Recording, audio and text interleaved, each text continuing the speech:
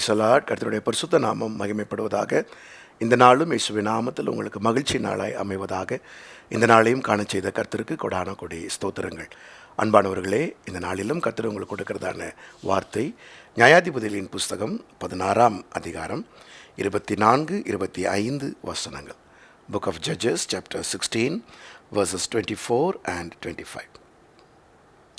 ஜனங்கள் அவனை கண்டவுடனே நம்முடைய தேசத்தை பாழாக்கி நம்மில் அநேகரை கொன்று போட்டு நம்முடைய பகைஞனை நம்முடைய தேவன் நமது கையில் ஒப்பு கொடுத்தார் என்று சொல்லி தங்கள் தேவனை புகழ்ந்தார்கள்.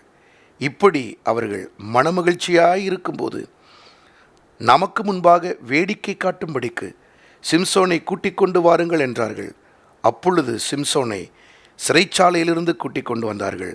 அவர்களுக்கு முன்பாக வேடிக்கை காட்டினான். அவனை தூண்களுக்கு நடுவே நிறுத்தினார்கள். கர்த்தருடைய பரிசுத்த நாமத்துக்கு மகிமை உண்டாவதாக. அன்பானவர்களே, இந்த நாளிலும் கர்த்தர் உங்களுக்கு கொடுக்கிறதான வார்த்தை, சத்துருவின் மனமகிழ்ச்சியை தடுப்போம், தேவனுடைய ராஜ்யத்தில் தேவனுக்கு பிரியமாயிருப்போம். கர்த்தர் உங்களை ஆசீர்வதிப்பாராக. சத்துருவின் மனமகிழ்ச்சியை தடுப்போம், தேவனுடைய ராஜ்யத்தில் தேவனுக்கு பிரியமாயிருப்போம், நீங்கள் முற்றிலும் ஜெயம் பெறுவீர்கள். கர்த்தருடைய நாமத்துக்கு மகிமை உண்டாவதாக. அன்பானவர்களே, நம்முடைய அனுதின வாழ்க்கையில் சத்துரு நம்மை கொண்டு மகிழக்கூடாது. இந்த நாளிலே ஒரு தீர்மானம் எடுங்கள். நீங்கள் எந்த பாதையிலே சென்று கொண்டிருந்தாலும் நம் மூலமாக, நம் வாழ்வின் மூலமாக நம்முடைய தேவன் மகிழணும். சத்துரு அவன் வெட்கி நாணி போகணும். இந்த பகுதியை இந்த நாளிலே கர்த்தர் நமக்கு தியானத்துக்காய் கொடுத்திருக்கிறார். அதனுடைய அர்த்தம் என்னவென்றால், இந்த சிம்சோனை சத்துருக்கள் பிடித்த போது அவனை வேடிக்கை பொருளாய் மாற்றினார்கள். He became a buffoon. அவன் ஒரு காமெடியாக மாறிட்டான். ஒரு ஹீரோவாக இருந்தவன், அவ்வளவு அசாத்தியமான காரியங்களை செய்தவன், அசாதாரணமான மனிதன், இன்றைக்கு ஒரு வேடிக்கை பொருளாய் மாறி சத்துருவின் பாளையத்திலே மகிழ்ச்சியாய் சந்தோஷமாய் இருக்கிறார்கள். பிரியமானவர்களே, வாலிப தம்பி, வாலிப தங்கச்சி, இந்த நாளிலே கேட்டுக்கொண்டிருக்கிற அருமையான கர்த்தருடைய பிள்ளைகளே, ஒவ்வொரு நாளிலுமே நமக்கு ஜெயத்தை கர்த்தர் வைத்திருக்கிறார். நாம் தேவனுக்கு மகிழ்ச்சியை கொடுக்கணுமே ஒழிய சத்துருவுக்கு மகிழ்ச்சியை கொடுக்கக்கூடாது. இவனை கொண்டு அவர்கள் மகிழ்ந்ததற்கான காரணம் என்ன? 2 முக்கியமான காரியங்கள். அதை இந்த நாளிலே நாம் ஜெயிக்க கர்த்தர் நமக்கு உதவி செய்வாராக. ஒன்று, சிம்சோன் இழந்தது அவனுடைய கண்கள். அவனுடைய கண்களிலே ஒரு வல்லமை உண்டு. அவனுடைய கண்கள் தூரமாய் பார்க்கும். அவனுடைய கண்கள் எல்லாவற்றையும் பார்த்து சரி செய்யும். ஏன்? அவன் தரிசனம் பெற்ற கண்கள். இன்றைக்கு அந்த 2 கண்களும் பிடுங்கப்பட்டு அவனிடத்தில் பார்வை இல்லை.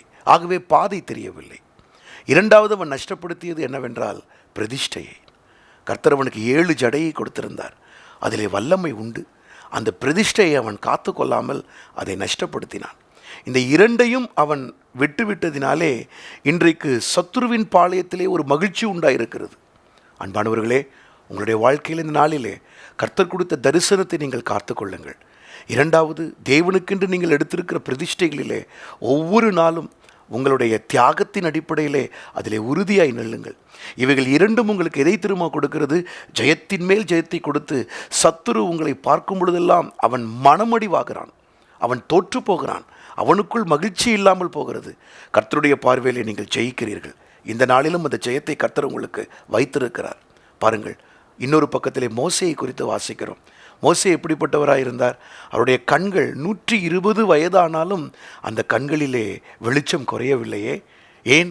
மோசேயினுடைய தரிசன பார்வை அது சரியாக இருந்தபடினாலே சத்துருவுக்கு மோசே கண்ணியாக இருந்தார். யாத்திராகமம் 10ஆம் அதிகாரம் 7ஆம் வசனத்தில் இப்படியாய் சத்துருக்கள் சொல்கிறாங்க பார்வோனின் அரண்மனையில், ஐயோ மோசே எந்த மட்டும் நமக்கு கண்ணியாக இருப்பான், இந்த மோசையை பார்த்தாலே பயமாக இருக்குதே, நம்மள்கிட்ட இருக்க மகிழ்ச்சி எல்லாத்தையும் மோசை எடுத்துட்டாரே.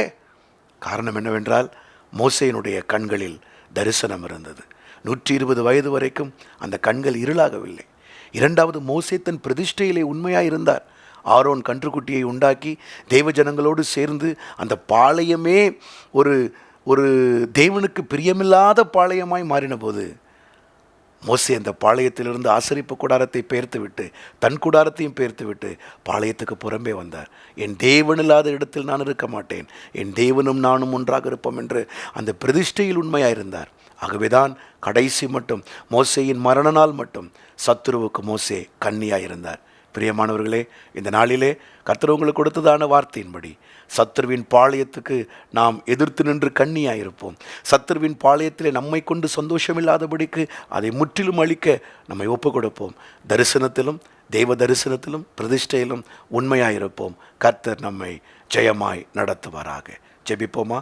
பிதாவே, இந்த நாளிலும் நீர் கொடுத்த ரேமாவுக்காய் ஸ்தோத்திரம். எங்கள் தரிசன கண்கள், எங்களுக்கு கொடுக்கப்பட்ட பிரதிஷ்டைகளிலே நாங்கள் நஷ்டப்பட்டு போகாதபடிக்கு பரிசுத்தாவியானவர் எங்களுக்கு காப்பாற்றி கொடுக்க வேண்டுமாய் ஜெபிக்கிறோம்.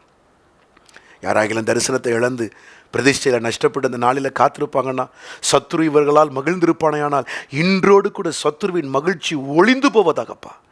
உடைய பிள்ளைகள் ஜெயம் பெற்றவர்களாய் எழும்பி நின்று இந்த நாளில் யுத்தம் செய்து சத்துருவின் பாளையத்திற்கு தீங்கையும் தேவனுடைய ராஜ்யத்திற்கு மகிழ்ச்சியும் கொண்டு வரத்தக்கதாக ஒவ்வொருவரையும் எழுப்பும். ஆண்டவரே, வாலிப பிள்ளைகள் யாராகிலும் தோற்று போய் விழுந்து போய் இனி அவ்வளவுதான் என்று இருந்தார்களானால் இந்த காலவெளியில் இந்த வார்த்தை அவர்களை உயிர்ப்பிப்பதாக, மறுபடியும் உம்மோடு இணைந்து யுத்தங்களை செய்யத்தக்கதாக உடைய பிள்ளைகளுக்கு கர்த்தர் பலன் தருங்க. இதனால் எடுத்துக்கொள்கிற ஊழியங்கள், வேலைகள், தேவைகள் எல்லாவற்றிலும் பரிசுத்த ஆவியானவர் கைடன்ஸ் கொடுக்க வேண்டுமாய் ஜெபிக்கிறோம். இயேசுவின் நாமத்தில் கேட்டுக்கொள்கிறோம் நல்ல பிதாவே. Amen, amen, amen. God bless you. கர்த்தர் தாமே உங்களை ஜெயமுள்ளவர்களாய் நடத்துவாராக. அமேன்.